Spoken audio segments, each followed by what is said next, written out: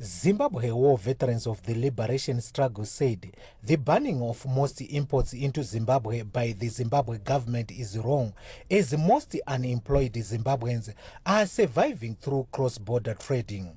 Last week, there were serious protests in the border town of Beitbridge as most ordinary people were protesting against the banning of imports into Zimbabwe. We are the generation that suffered under white colonial rule. We are the generation that went to fight to free this country. We are again the generation that was affected by ASAP. We lost jobs. We were sent home. No rehabilitation, no nothing. Just being sent home with maybe $15,000. How are you going to use it? I don't know.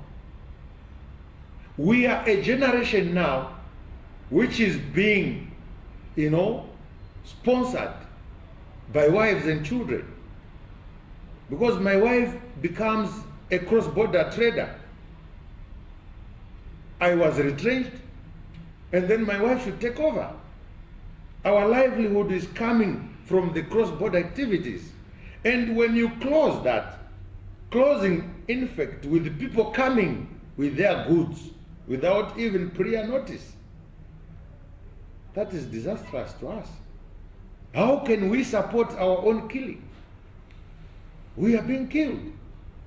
While the motive could be good, but how it is done is what gives us concern. People should be given time, and there should be alternatives. There is no industry that is running. There is no employment anywhere in Zimbabwe being created. 2,000 jobs or 2 million jobs, one job is not found. And people create ways of livelihood. One, and the most popular one, has been cross-border operations. And these, unfortunately, they have just been cut like, a pipe running with water, then suddenly it's cut. No preparation, no nothing. You don't have water in your home. What do? You go out crying, and this is why people are crying at the borders. They are crying because there was no consultation, no alternative means of living, and it's like we have decided to kill our own people. But people will not die easily. They will resist. They are resisting. And if I was asked, who should I support? I'll support my wife, because she must bring food home. The war veterans also ordered the country's Vice President Pelekezela Mpoko, who has been staying in a luxurious hotel in Harare for over a year now, to move out, saying that he is wasting the taxpayers' money. No, you don't need to have human rights activists telling you where you should go and sleep. Every child, African, European, has a home. And you don't expect a person to be the age of Vice President Mpoko without a home. Okay. So people want him to go to his home. You see, we have standards.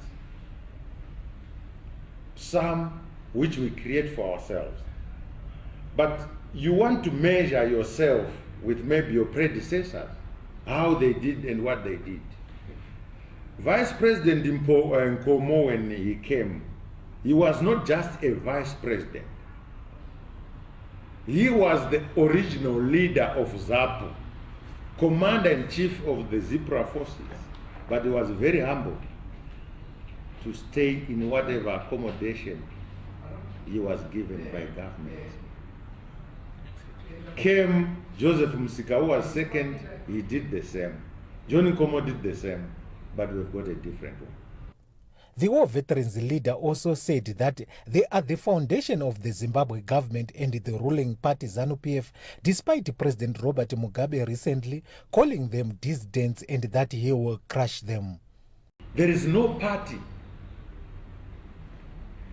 that can thrive without listening to the electorate, without also, listening to its membership. without recognizing and respecting its bedrock, its foundation. There is no house that can stand without a foundation. And the foundation of ZANU-PF are war veterans, war collaborators, war detainees. But people are busy trying to get rid of these people. Why? Because they want to thrive in corruption. They've realized they cannot lure war veterans into corruption, war collaborators into corruption, war detainees into corruption. So what do? They want to get rid of them. So in other words, They want to give an impression that war veterans become the laughing stock of this society. And for as long as that is not corrected, Zimbabwe will continue to nosedive, going where we don't know.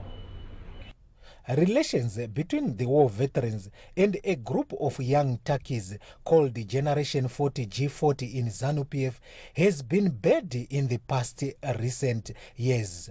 The war veterans accused the G40 members of feeding President Robert Mugabe with lies and also of causing divisions in the party. Pindai Dube, ANN7, Harare, Zimbabwe.